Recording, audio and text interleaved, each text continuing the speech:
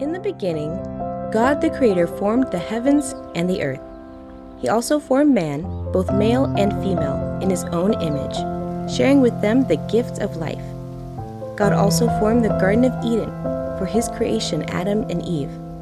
And in the very garden, with his beloved creation, God made a covenant with them, to be fruitful and tend the land God had granted them.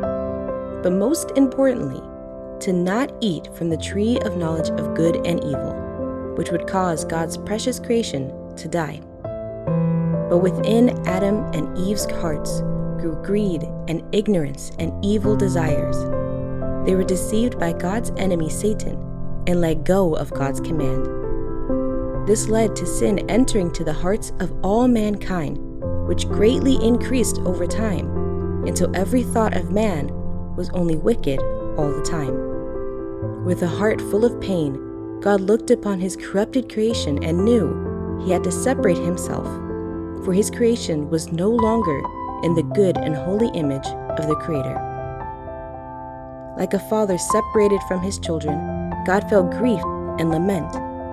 His beloved creation had turned to sin, and without God, they were without true life and lost in wickedness.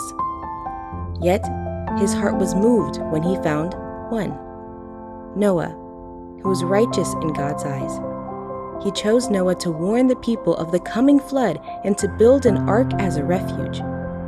Yet the disobedient ignored Noah and continued in their evil ways.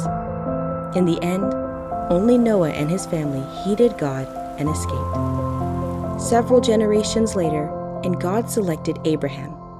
God promised that Abraham would be the father of many nations through his descendants. It is this very promise that Abraham held onto, even when facing the most difficult command from God, to sacrifice his own son Isaac. Abraham proved his obedience by nearly fulfilling the command, and instead, God sent a ram to take Isaac's place. Through Isaac came Jacob, and from Jacob came 12 sons. But Jacob's beloved son, Joseph, faced much hardship, yet still remained faithful to God. Thus God led him to great prosperity. Joseph and his 11 brothers later led to the creation of the 12 tribes of Israel, who multiplied greatly in the land of Egypt. However, God had also prophesied that Abraham's descendants would enter a foreign land where they would be enslaved for 400 years. Thus, as the 12 tribes grew within Egypt, the new Pharaoh enslaved God's people out of fear because they had become so numerous. But God also promised to deliver his people from those who enslaved them. God selected Moses, a Hebrew raised under Pharaoh's family, to guide his people to the promised land of Canaan. For many years, God guided and protected his people during their journey, like providing food from heaven. Yet the people did not see it as enough. They longed for the comforts of Egypt and grumbled and complained against God. Thus he allowed them to wander the desert for 40 years in hopes that his people would be humbled and remember the God who saved them. Still, many rebelled instead, forgetting the very promise that God was upholding.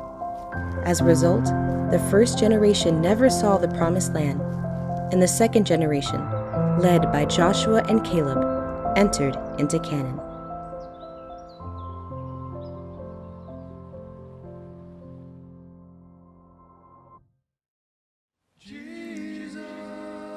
Hey, mortal friends! Thanks for visiting us at EZBible. Don't forget to click the like and the subscribe button. God bless.